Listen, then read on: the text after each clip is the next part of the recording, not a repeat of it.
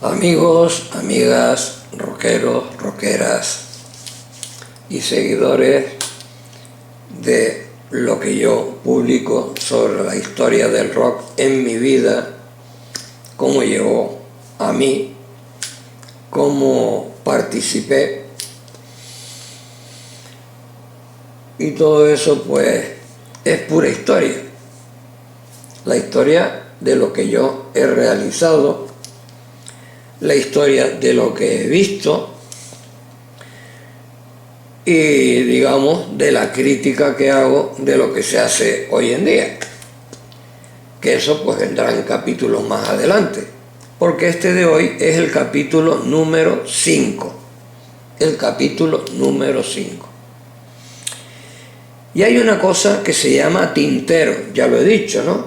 Y el tintero pues se llena de tinta hasta arriba, y usted va extrayendo de ese tintero todo lo que uno más o menos va recordando, porque yo no uso papel, uso memoria.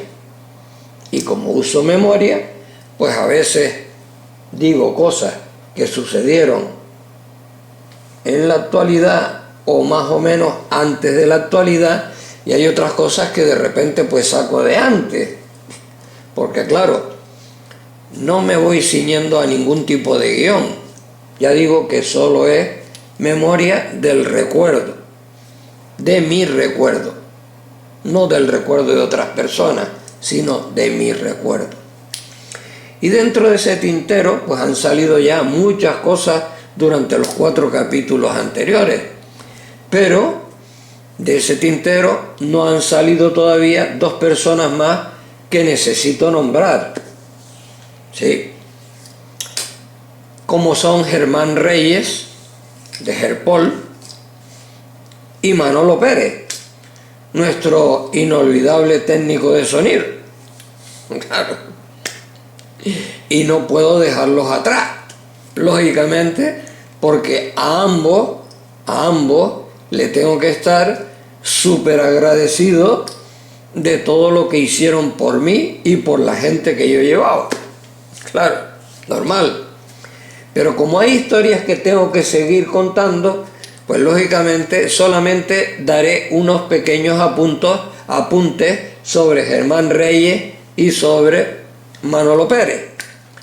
Sobre Germán Reyes, pues que me permitió trabajar en su empresa, colaborar con él, y que me permitió una serie de cosas que lógicamente le tengo que agradecer, pero que ya digo que las comentaré más ampliamente más adelante, pero que en este momento diré que con él estrené en el Teatro Guimerá el primer equipo en Canarias de iluminación sobre un escenario. Iluminación con torres de luz, con Lightmaster, con bolas con efectos, bolas giratorias con efectos, eso de la Metro-Goldwyn-Mayer, esas luces que se cruzan, un cartel que ponía el nombre del grupo, sí, fue impresionante. Y en el Cine Tenerife estrenamos por primera vez en Canarias un rayo láser chiquitito, era como una cajita así, que salía un rayo, y lo enfocábamos hacia el fondo de aquel destartalado Cine Tenerife, en el escenario, con música de Elton John, que eso fue un disparate, ese festival. Y digamos que en el tema de Manolo Pérez quiero apuntar un dato. Manolo Pérez venía del grupo Taburiente, o sea, de un excepcional grupo canario, con Luis Miguel y él, ¿no? Tremendo. Incluso yo tenía una grabación que me desapareció, que no aparece, actuando ellos en Las Palmas de Gran Canaria, en la Casa del Marino, que es donde empieza la televisión española en Canarias, ¿sí?, a emitirse, en estudio en la Casa del Marino. Y allí, con un Teide detrás, ¿no?, ellos cantaron en directo, que era lo que se hacía antes en televisión, cantar en directo, no en playback, sino en directo. Y yo tenía esa grabación, pero me ha desaparecido. porque la he buscado y no la he encontrado, y es una pena. Y es una pena. Y como la hemeroteca de Televisión Española en Canarias es un desastre, un auténtico desastre, solamente encuentra usted Tenderete, que es lo único que les interesa, que salga Tenderete, porque el resto de los programas de música que no tienen que ver nada con Tenderete es muy difícil conseguirlo. Pero bueno, en fin, yo solamente dejo esas dos anotaciones: Germán Reyes y Manolo Pérez, el cual sí puedo contar de Manolo Pérez una anécdota que a mí me causó mucha sensación, y es que cuando trabajaba de técnico de sonido, que es a lo que se dedicó cuando salió de Tauriente, trabajaba en los estudios Manzana, en La Laguna, y un grupo muy famoso aquí, que hacía música más bien tirando a sudamericana, aunque hacía algo, cosas folclóricas, en un momento determinado Manolo se sorprendió, tocó el botón de anunciarle que pararan, vino uno de los componentes importantes de ese grupo, famoso aquí, y le dijo: ¿qué pasó? Dice que se han pifiado. ¿Cómo? Sí, se han pifiado. Mire, aquí tienen una nota musical que está desafinada. El hombre escuchó aquello y dice: Manolo, tienes razón, hemos tocado una nota que no va. Imagínense ustedes el oído de Manolo Pérez. Genial, sí, genial. O sea, dos personas que no podía dejar de nombrar y que lógicamente nombraré en otros capítulos más adelante, porque hicieron muchas cosas hicieron por echarme una mano a mí, por echar una mano a los que venían conmigo, y por su profesionalidad, como era lógico, ¿no? Una gran profesionalidad, y además, en el caso de Germán Reyes, porque tenía una tienda, Herpol, que vendía aparatos electrónicos de Eurolux de Barcelona, ¿no? Bien. Y entonces, claro, ciñéndonos a lo que yo ya venía comentando, ¿no? Y que les había anunciado de que iba a mostrarles, pues, el tema de los Rocking Boys, pero prefiero hacerlo en el próximo, en el sexto, mejor. Sí, les muestro lo que yo escribí sobre los Rocking Boys.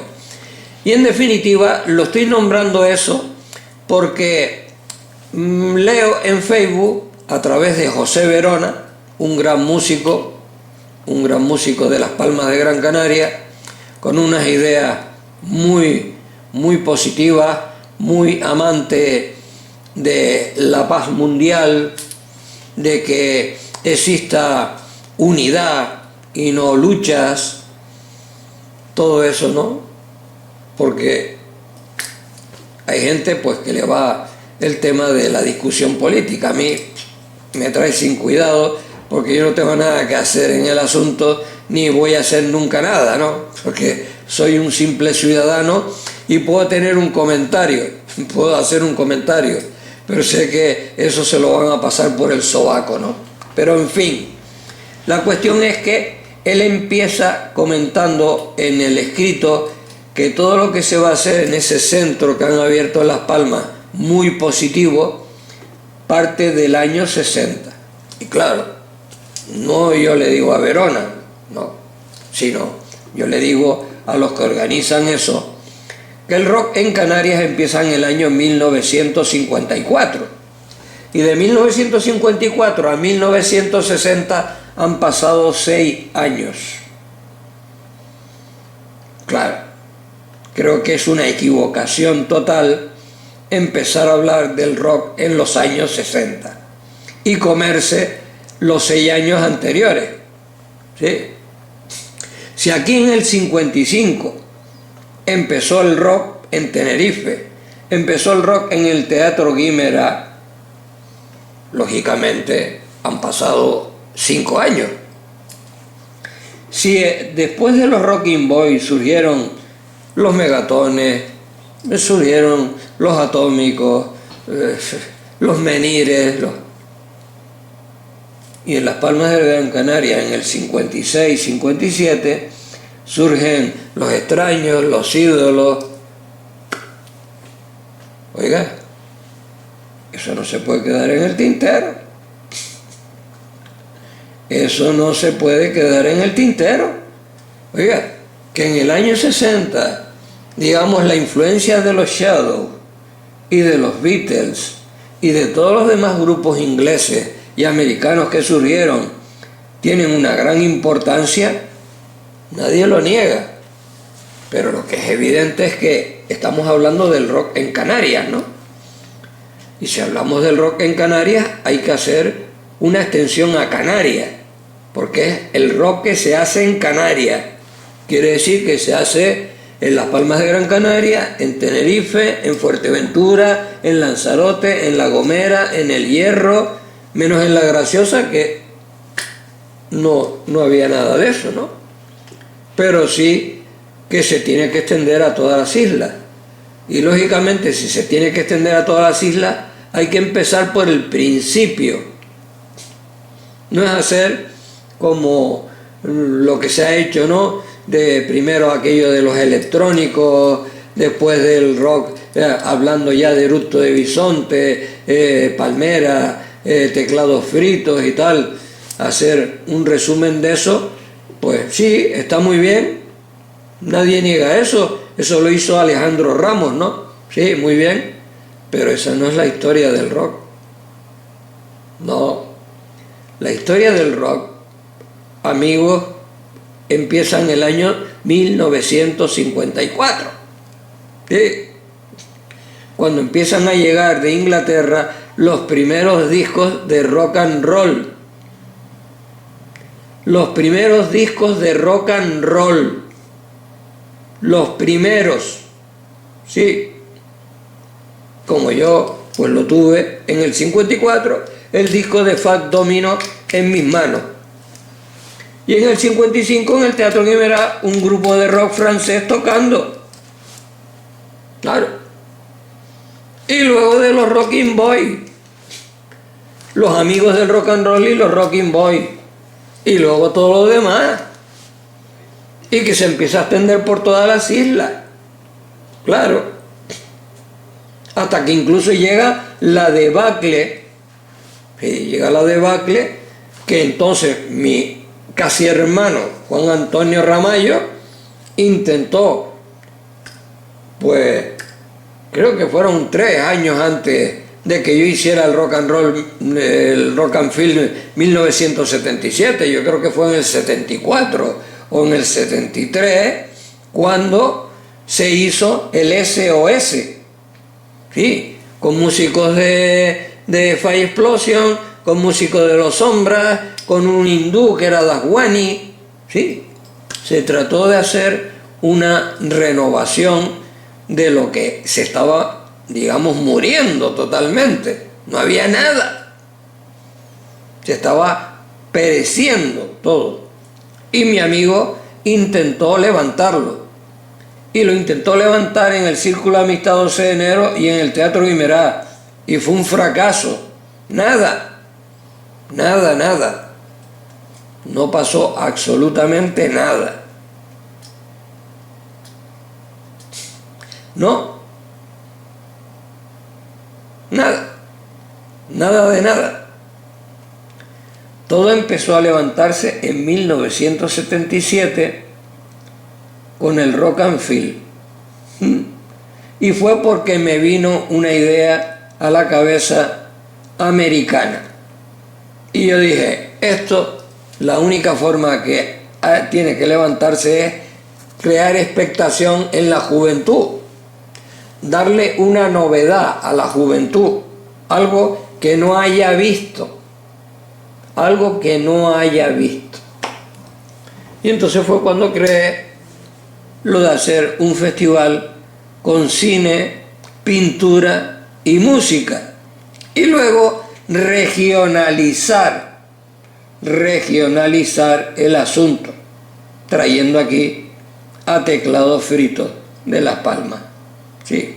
Y unirlo con el espectacular grupo Samara, con el espectacular grupo Salvaje, con el espectacular Harmonic Group y con dos cantantes solistas, que de ellos uno, Pololo, es el autor de la canción Vivo en un archipiélago, que es la que nos representa a Canarias. Sí, sí, esa nos representa totalmente.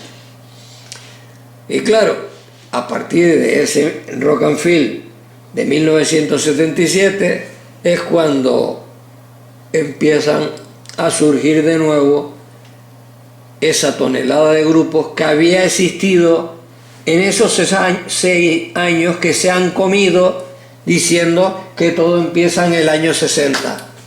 ¿Ves? Una equivocación, un error total. Un error total. Porque en esos 6 años anteriores es cuando empieza todo. Todo empieza en lo que estoy contando. ¿Sí? Empieza ahí. ¿Sí?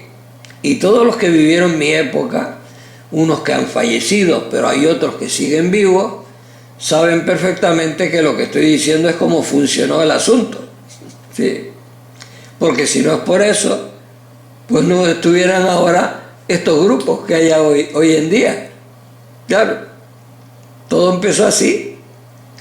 Que en los años 60 aparecieron los Shadows y los Beatles y todo lo demás, sí, a nivel inglés, pero aquí hubiéramos estado en pañales, porque ¿qué conexión había si no era la de los plátanos y los tomates?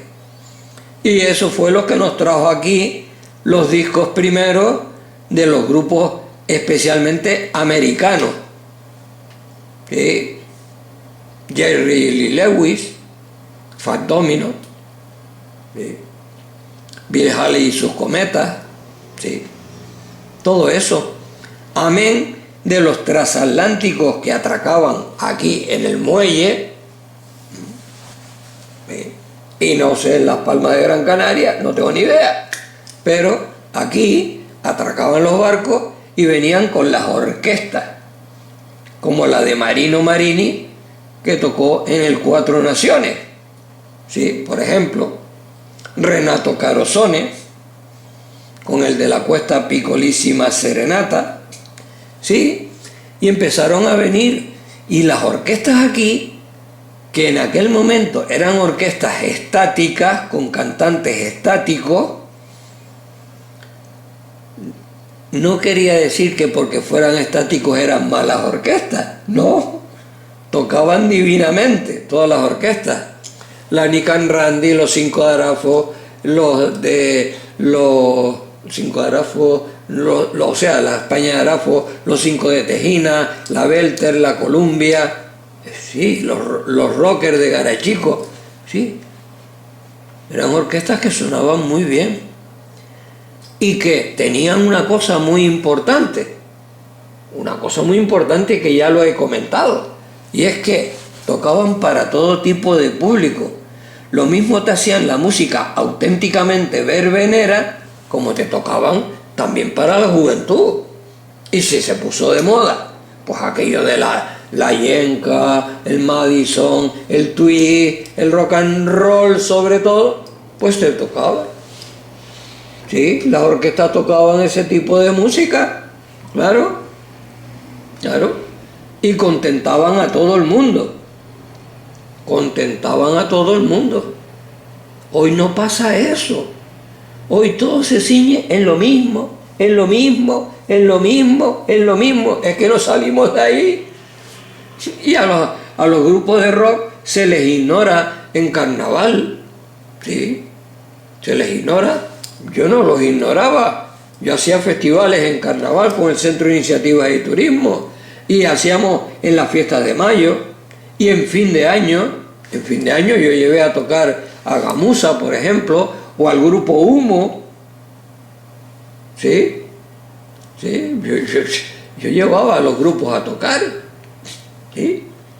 Y había un ayuntamiento de Santa Cruz que pues tenía gente que tenía 2 dedos de frente, ¿no?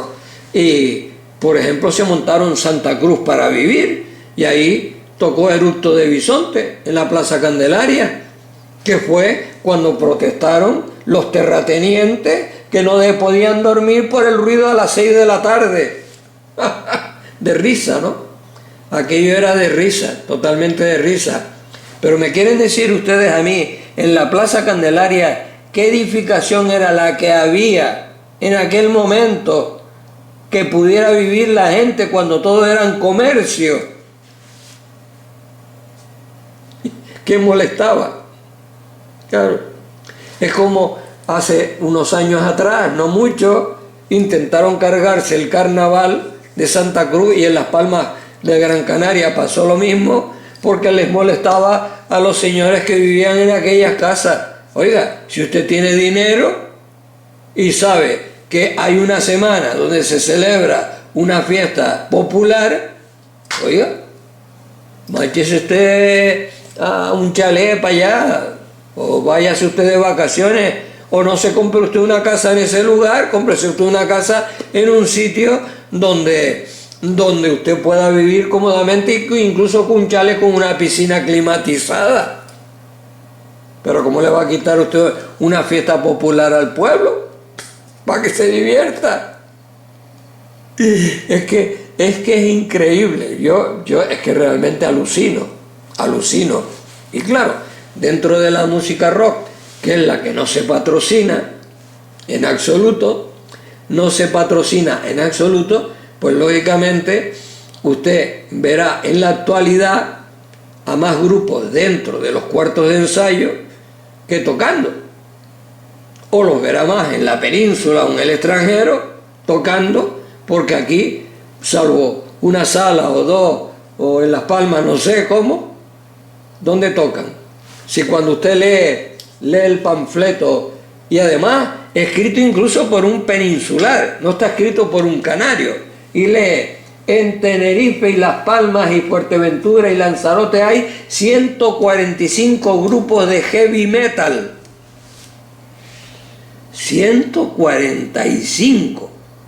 Y yo digo, ¿y dónde van a tocar?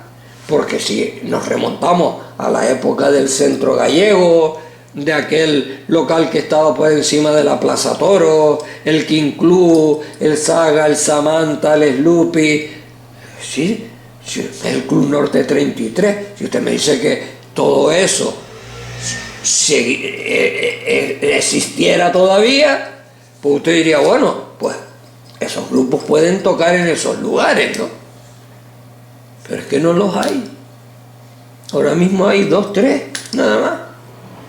2, 3, y que no pueden tener abierto todo el día. No lo pueden tener porque no hay la expectación que había en ese tiempo en la juventud. La juventud hoy en día tiene el ordenador, tiene la música de gratis y tiene lavado el cerebro con lo que le ponen en los 40 principales. Claro. ¿Qué otra cosa hay?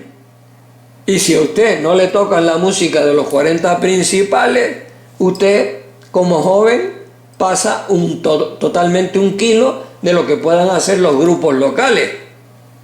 Los grupos locales es como si no existieran. Como si no existieran. Para que exista, tiene que coger el grupo, marcharse afuera, a la península o al extranjero, darle caña allí fuera, que allí digan que son muy buenos, y entonces cuando vienen para acá les ponen la alfombra roja diciendo, ¡oh, qué maravilla! Y les ponemos una medalla de risa. Es auténticamente de risa. ¿Sí? Y luego dicen, no, es que montamos el Canarias Calling o algo así, Canarias Calling. Y luego en el teatro en el Aguere Cultural, si usted no tiene dinero, va de cráneo, ¿no? Porque si uno empieza a pensar lo que uno pagaba en aquella época en el Guimerá 15.000 pesetas, 20.000 pesetas en el Teatro Leal de La Laguna, en la Plaza de Toros 10.000 pesetas, y va usted ahora a contratar un sitio de esos y le piden 700, 800, 1.000 euros, 2.000 euros, dice, oye, ¿esto qué es? ¿Qué recaudación puede usted tener si los medios de comunicación no tienen a los grupos ahí en un programa determinado de rock para darlos a conocer? Como por ejemplo, aunque eso irá un poco más tarde en otro capítulo, el tema de swing, ¿no? El tema de swing, claro. El tema de swing, pues como sonaba todo el día en la radio, pues lógicamente era algo que la gente pues se sabía las canciones, y cuando cantaban ellos la gente podía cantarlas porque estaban continuamente saliendo en las emisoras de radio. Y más adelante, cuando llegó más cercano el eructo del bisonte pues y Palmera, pues como se pinchaba la música también, pues la gente se fue aprendiendo también las canciones. Y ya digo, en Las Palmas no sé lo que se hacía, pero habían grandes grupos, como Los Coquillos, por ejemplo, un gran grupo, ¿no? Sí, eso en las emisoras de radio se pinchaba, ¿no? Porque es cuando surge la figura de Vicente Martín Abreu, y entonces, pues a partir de esa emisora sí se podía escuchar ese tipo de música, pero ¿y el resto de emisoras? ¿Y la televisión? ¿Sí? ¿Qué? ¿Por qué no se comenta nada de eso? Porque digamos que incluso en los años 60 el grupo Los Atómicos en Las Palmas en el año 64 quedaron campeones, le ganaron a Los Ídolos, ¿sí? Y anteriormente Los Misteriosos le ganaron también a Los Ídolos en el Parque Santa Catalina, ¿no? ¿Sí? Eso va a entrar dentro de la historia del rock en Las Palmas de Gran Canaria. Se va a contar, se va a decir. Es que ese es el quid de la cuestión. Es decir, del 60 para detrás es como si nada hubiera existido. Y luego del 60 en adelante es como yo hice esto, yo hice lo otro, pero se olvidan de lo que había pasado. Que ese es el gran problema. Ese es el gran problema. Se va a contar de que en el cine Chamán de Las Palmas de Gran Canaria, en el cine Plaza de Chamán, se hicieron los festivales Tenerife Rock, y que los grupos de Las Palmas venían aquí a Tenerife a actuar a la Plaza de Toros. Eso va a entrar dentro de la historia. Todo eso se va a contar, porque yo hasta ahora no lo he escuchado. El único que lo he dicho ha sido yo. No lo he escuchado en ningún programa. Nada. Nada. Y cuando he visto entrevistas a la gente, ¿no?, que han hecho ahí en la televisión, es que uno se sorprende, ¿no? E incluso después, historiadores de aquí, ¿no?, pues unos inventos de mucho cuidado, se saltan a la torera el tema, empiezan hablando del Club Agogo en adelante como si fuera el Club Agogo lo único que había. No, el Club Agogo lo que tenía es que al lado de los demás clubs que había, no clubs sino sitios donde se hacían zonas de baile, no tenían comparación en cuanto a presencia, porque claro, el Club Agogo tenía una presencia palaciega y los demás eran pues lugares, digamos, no eran antros, pero eran lugares donde pues había una normalidad, era un salón simplemente con un escenario, como era el Nivaria o como era Guamasa, la zona del Cide Suprema. Claro, eran sitios que no tenían gran lujo de ninguna clase. Y luego estaba en Santa Cruz un lugar del que me voy a centrar en este momento, que es el Hotel Diplomático, ¿no? El Hotel Diplomático, que lo llevaba Don Juan, y creo que su ayudante era Candelaria o algo así, El Hotel Diplomático, en la terraza, tenía tanta gente como la que iba al Club Agogo de La Laguna. Y eso que el Club Agogo se basaba en la universidad, con la gente de Las Palmas de Gran Canaria y de otras islas que estudiaban en la universidad, mucho más que con la gente de Santa Cruz, porque la gente de Santa Cruz lo tenía más fácil ir al Hotel Diplomático, ¿no? ¿Y qué pasaba en el Hotel Diplomático? Es fácil de explicar. El Hotel Diplomático tenía un ascensor para subir a la terraza. Y era sube, baja, sube, baja, sube, baja. Y claro, llegó un momento en que el ascensor estaba ardiendo. Y tomaron la determinación, bueno, don Juan tomó la determinación de que el ascensor ya no funcionara. ¿Y qué pasó? Que había que subir por la escalera.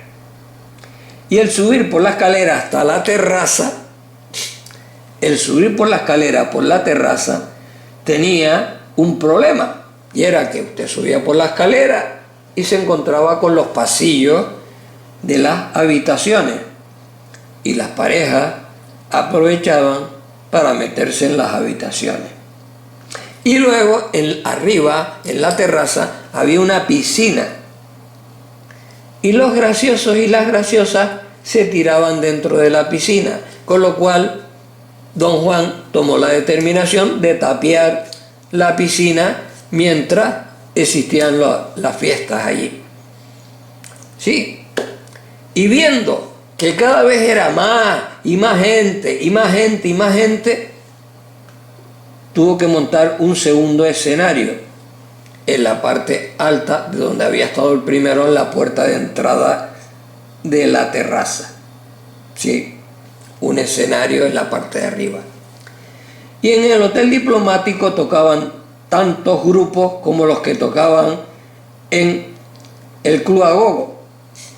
El Club Agogo estaba más centrado porque lo llevaba Jesús Beltrán en su grupo preferido, que eran Los Sombras.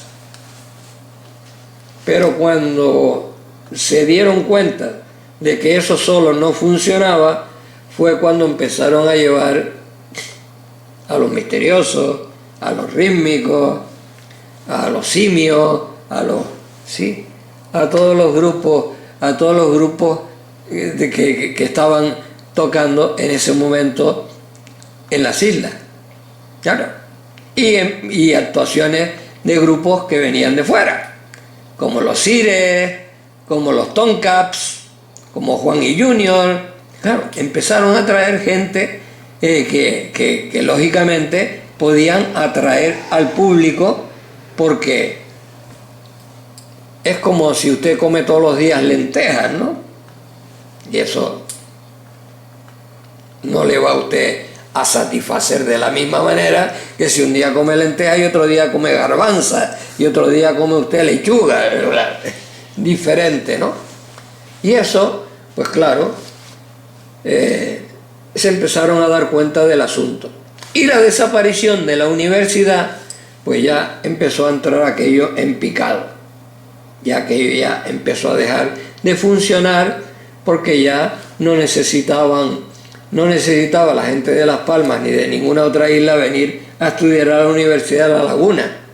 Y eso que ya en La Laguna no solo ya estaba el Club Agogo, sino que se había montado el Equilibrio, otra sala, en el mismo lugar, un poquito más allá, más hacia la entrada del Padre Anchieta, ¿no? Y de la universidad. Claro, entonces la cosa se empezó, digamos, a cambiar. Pero no hay que olvidarse de los otros sitios que estoy nombrando, como la Sala Nivaria de Taco. La Sala Nivaria de Taco llenaba. Y allí tocaban también grupos de rock. Por ejemplo, Los Simios, que era un grupazo, ¿no? Un grupo muy bueno. Y estaban allí. Aparte de las orquestas que tocaban de verbena, y ya digo que las orquestas no se limitaban a tocar un solo tipo de música, como ocurre hoy en día, ¿no? No. Tocaban todo tipo de música, todo tipo de música. Claro, y eso contentaba a la gente mayor y a la gente más joven. Era lo lógico. Pero aparte de la Sala Niberia y de la Sala Suprema, donde también tocaban grupos, estaba también el Círculo Mercantil, estaba también las discotecas, tenía usted el Centro Gallego, tenía usted en lo alto de la Plaza Toros, allá arriba, tenía también un centro que no me acuerdo cómo se llama. Estaba el King Club en la Rambla, tenía usted en la calle San José, estaba el Samantha, el Saga, tenía usted en la calle San Pedro, en la José Murphy, el Sloopy, tenía usted en la misma calle San José el Club Norte 33, es decir, estaba el Monitor, estaba el Hotel San José, en el bajo del Hotel San José, es decir, había tantos sitios que podían haber toneladas de grupos, que todos los grupos, aquellos que incluso empezaban, tocaban. Había incluso una discoteca en el barrio de La Salud, también. Sí, así era el quid de la cuestión. Sí. Y luego hay un apunte que lo saco del tintero, y es que había una cosa muy importante en aquella época, y eran los fines de año. En los fines de año ocurría una cosa muy importante, y era que era cuando más se cobraba por el fin de año, y los grupos previamente tenían un montaje de casi 100 canciones en plan verbenero, las canciones que sonaban por la radio y que eran las más populares de todas, las canciones más populares y que a la gente les encantaba. Y no era el rock, eran canciones populares, bailables. Aunque se mezclara, dentro de aquello, se mezclara también la música que estaba, digamos, en boga, como ya digo que era la yenca, el Madison, el twist, claro, alguna cosa de esa, pues se tocaba, mucho más que el rock and roll.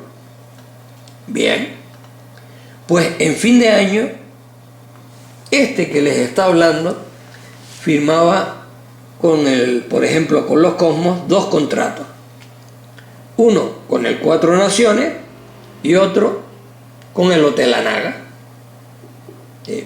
Porque yo en el Hotel Anaga, en la terraza del Hotel Anaga, hacía también fiestas.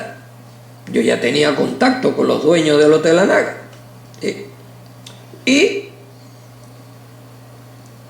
a las 12 de la noche en el Cuatro Naciones, pam, pam, pam, 12, se tocaba el fin de año, la gente alegre, ¡pum!, se aprovechaba y se salía corriendo y se iba al Hotel Anaga. Y en el Hotel Anaga ya cuando se llegaba ya eran las 12:15 o 12:20. Y a las 12:15, 12:20 o a las 12:30, can, can, can, 12 campanadas. Y como la gente estaba alegre, en el aire, bebida, de todo, no pasaba nada. Se cobraba en los 2 sitios. Y lo mismo que pasó con los Cosmos pasó con los Fire Explosion. Igual, lo mismo. Y ese dinero,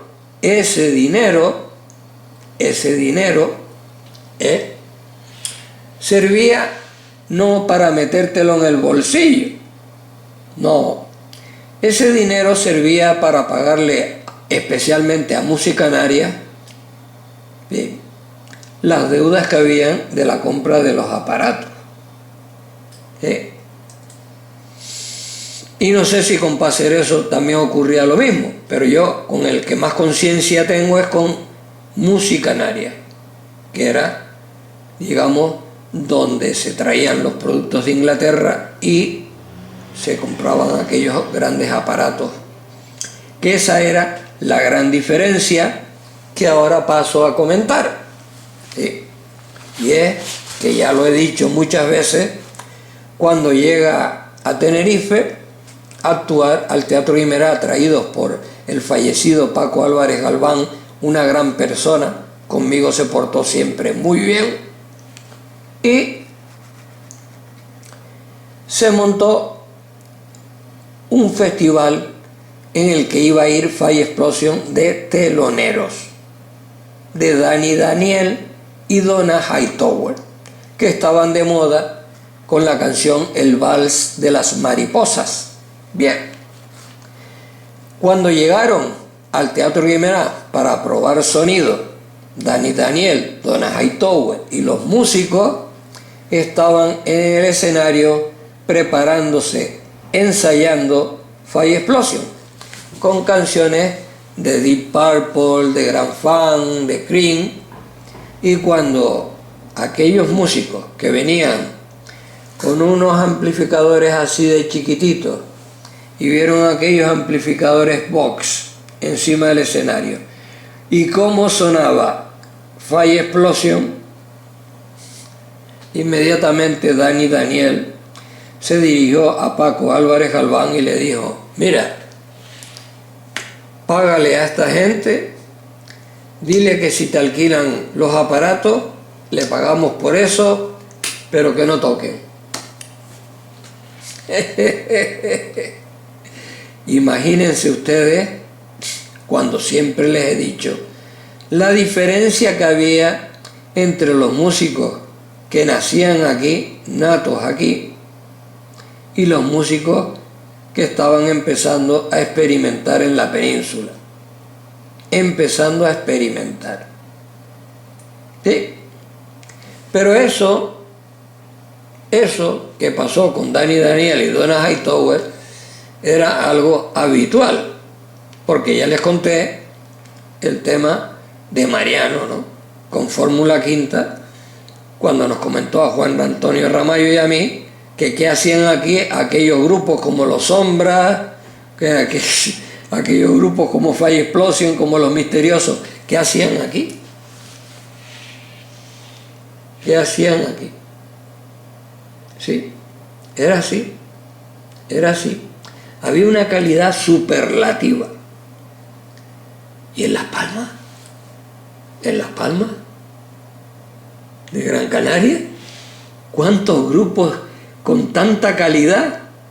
Yo me gastaba el lujo de ir a Las Palmas de Gran Canaria y decirles nombres de los lugares donde iba, imposible de recordarlo, no me acuerdo en absoluto. Y yo iba a Las Palmas no solo por los grupos de rock, para escucharlos y para bailar y pasarlo bien, sino que iba también a ver los partidos de fútbol de la Unión Deportiva Las Palmas, que tenía un equipazo donde destacaba Tonono de defensa central, Guedes en el medio, Castellano. Es decir, era un equipazo que además tenía una mezcla canaria, que es como debe ser. Ahí estaba Gilberto I, que era de Los Hilos, estaba Gilberto II, de aquí del barrio El Toscal, estaba Martín Marrero, estaba José Juan, ¿sí? Y quedaron segundos de liga. Y recuerdo enfadarme cuando veía las decisiones que tomaban los árbitros con respecto a la Unión Deportiva Las Palmas. Es que les robaban los partidos, tanto con el Madrid como con el Barcelona. Pitaban faltas que no eran, y penaltis. Es que era horrible. Era totalmente horrible. Y allí, lo más que recuerdo, y se lo dije un día a Cristóbal Suárez Toba, ¿no? Le dije, había una sala que era abierta por la parte de arriba, pero tenía un telón, o sea, tenía un toldo que se cerraba en invierno, y en verano estaba totalmente abierto, y tocaban allí unos grupos que no recuerdo sus nombres, pero que eran de una calidad superlativa. Yo me lo pasaba de miedo, tanto allí como aquí. Claro, tanto allí como aquí. Tremendo. Es que yo siempre he dicho que cuando estoy en cualquiera de las islas Canarias, No he estado nunca en La Graciosa, pero en las otras 7 islas sí estuve, porque además era el que repartía los discos de promoción de Movieplay, ¿no? Y estaba allí, y yo me encontraba como si estuviera en mi casa, igual, me lo pasaba divinamente, no había ningún problema. El único choque que tuve fue cuando me cogió una taxista en un paso de peatones, me fastidió la pierna, me operaron allí en la clínica San Roque y entró un individuo allí con unos periódicos y tal y dijo: chicharrero, ojalá el Tenerife baje a tercera división. Incluso los que estaban conmigo en la habitación enfermos le dijeron al tío: ¿pero qué estás diciendo? ¿Qué estás diciendo? Que era una cosa que no sé, vaya un espíritu ¿no? Canario, tremendo. En mi vida me había pasado una cosa igual, ¿no? Y los otros compañeros de allí de habitación me dijeron: no hagas ni caso. Y eran darucas, me acuerdo que eran darucas. No, me dijeron: pero no hagas ni caso a este tío. Este todavía está viviendo en la época medieval. Claro, es que horrible, ¿no? Aquello fue horrible. Pero bueno, la cuestión, como ya estaba planteando, yo dije: no, pues bueno, pues yo es que soy una persona que anoto las cosas que se quedan dentro del tintero para después poderlas reflejar, ¿no?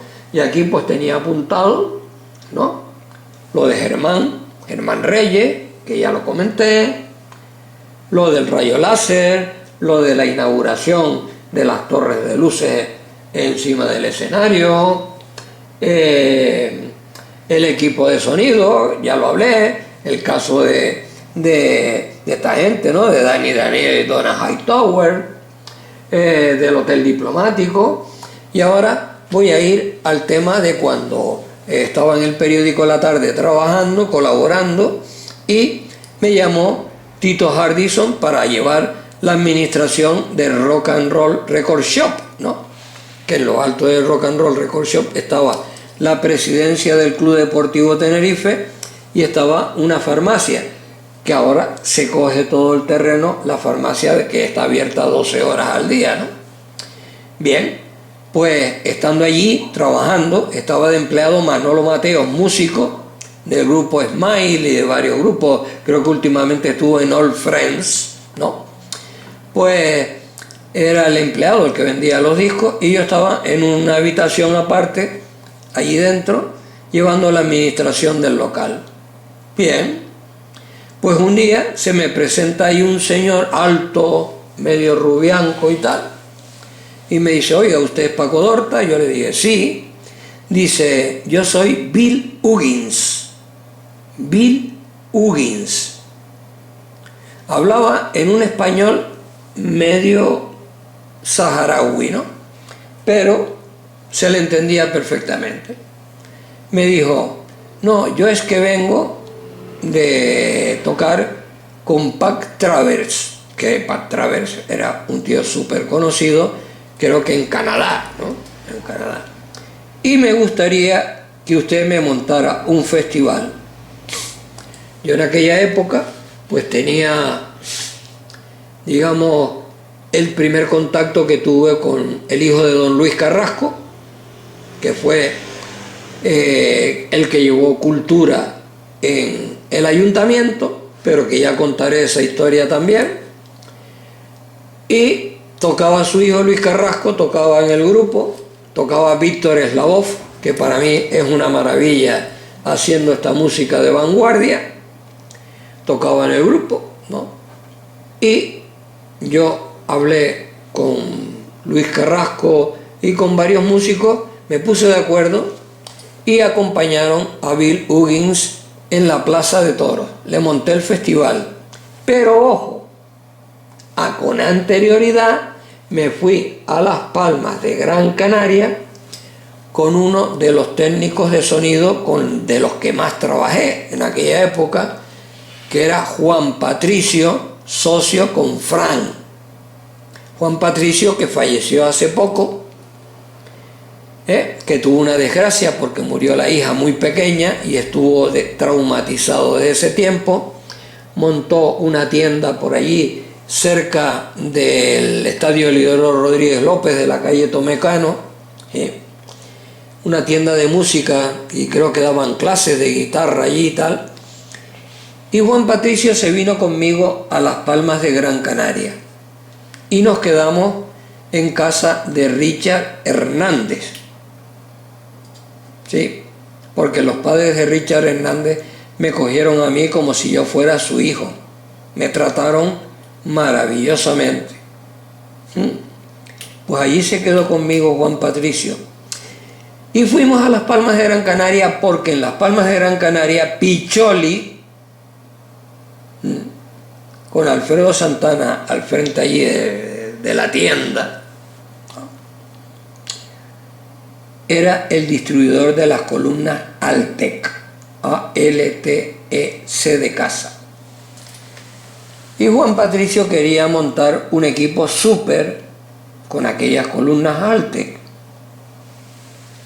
y se las compró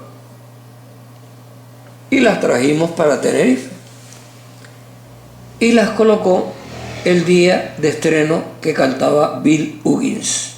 Bien, se pusieron las columnas, pero aquellas columnas necesitaban una etapa de potencia muy superior a la que tenía Juan Patricio y sonaban como cajita de fósforo.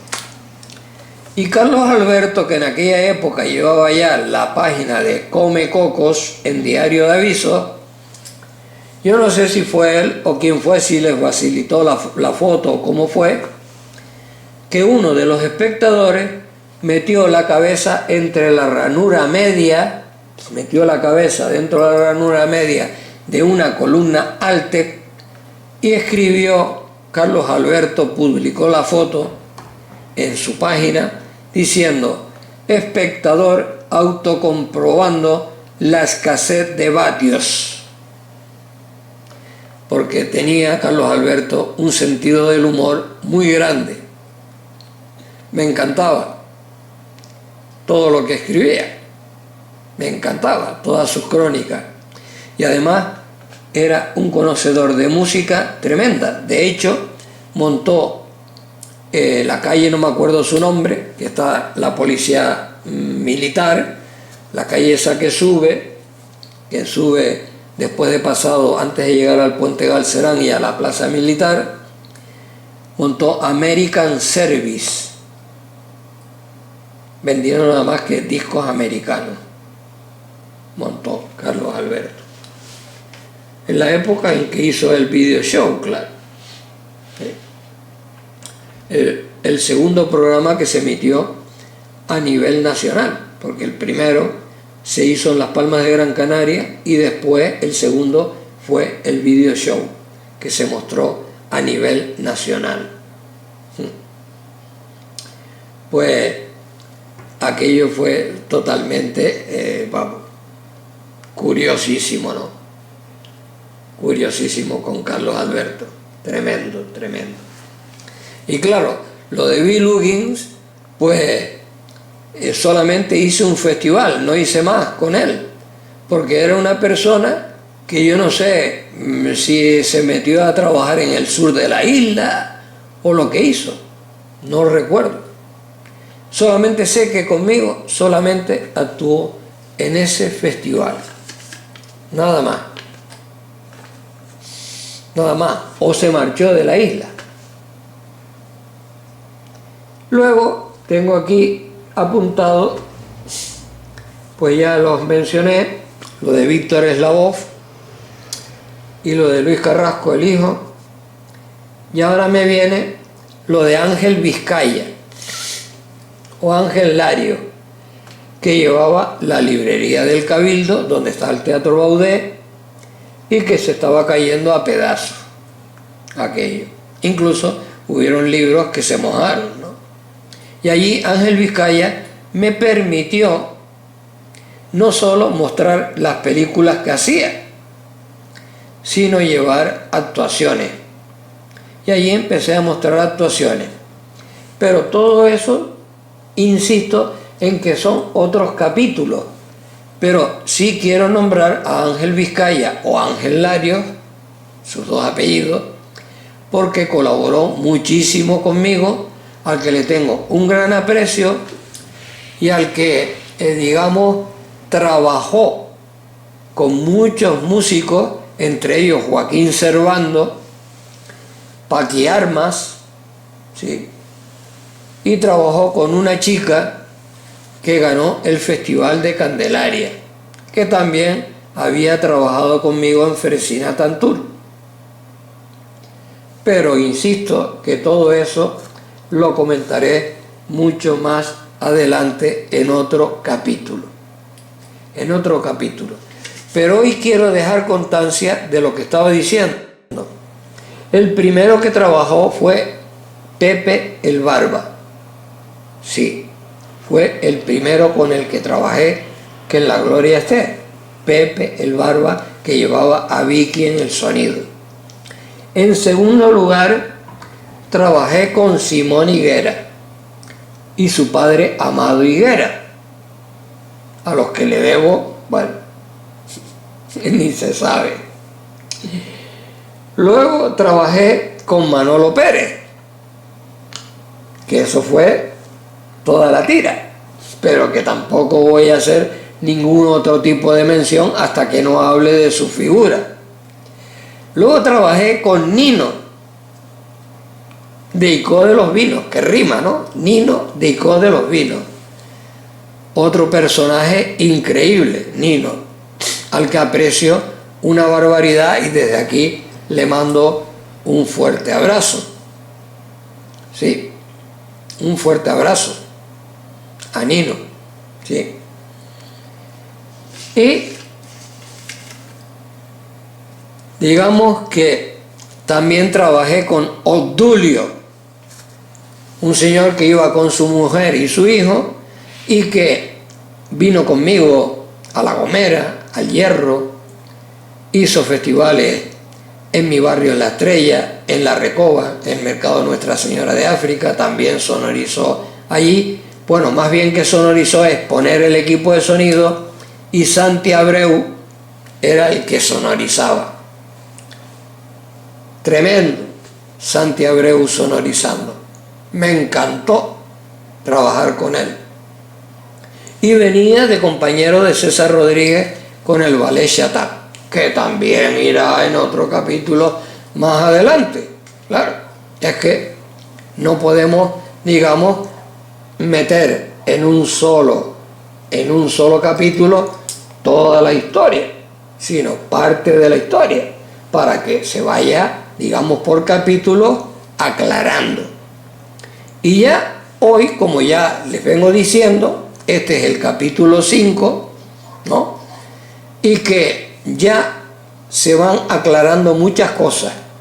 Y no quiero terminar en volver a insistir que tanto en Las Palmas de Gran Canaria como en Santa Cruz de Tenerife, recuerden que el rock no empezó en el año 60, que eso es un error descomunal. Un error descomunal. Cuando se hable del rock en Canarias, hay que empezar en el año 1954, 6 años antes del 60, porque lo otro es simplemente un seguimiento de lo que empezaron la gente a impulsar en las islas, principalmente primero en Tenerife y seguidamente en Las Palmas de Gran Canaria. Sí, que después se extendió pues al resto de las islas, claro. Sí. Y todas esas cosas hay que tenerlas siempre en cuenta. No llegar y... Es como cuando yo digo, Higinio Rayo inició en Las Palmas de Gran Canaria lo que era la locución de la música rock. y luego llegó Vicente Martín Abreu. O sea, el iniciador es Higinio Rayo, y después el genial Vicente Martín Abreu, que no solo se ha dedicado a hacer radio, sino a escribir la historia por islas de lo que acontecía. Por eso tiene unos valores que ya lo he dicho, que es un crack, genial, y que él se mantiene y empieza a buscar y a buscar y a buscar y a rebuscar. Como cuando tú abres un arcón y empiezas a encontrarte con cosas ahí dentro, lo otro, lo demás allá. Y está al día de todo lo que sucede en la actualidad, cosa que yo no. Yo no. Porque yo ya dije que llegó un momento en que eso lo dejé aparcado y me dediqué a la actividad infantil. Así fue el quid de la cuestión. Por eso digo que vamos a ir por capítulo y ya en el sexto les contaré el tema que les había hablado de los Rocking Boys, porque hoy se me fue el tocho a la cabeza, pero que se los voy a mostrar en el próximo capítulo, que será mañana, si así es posible.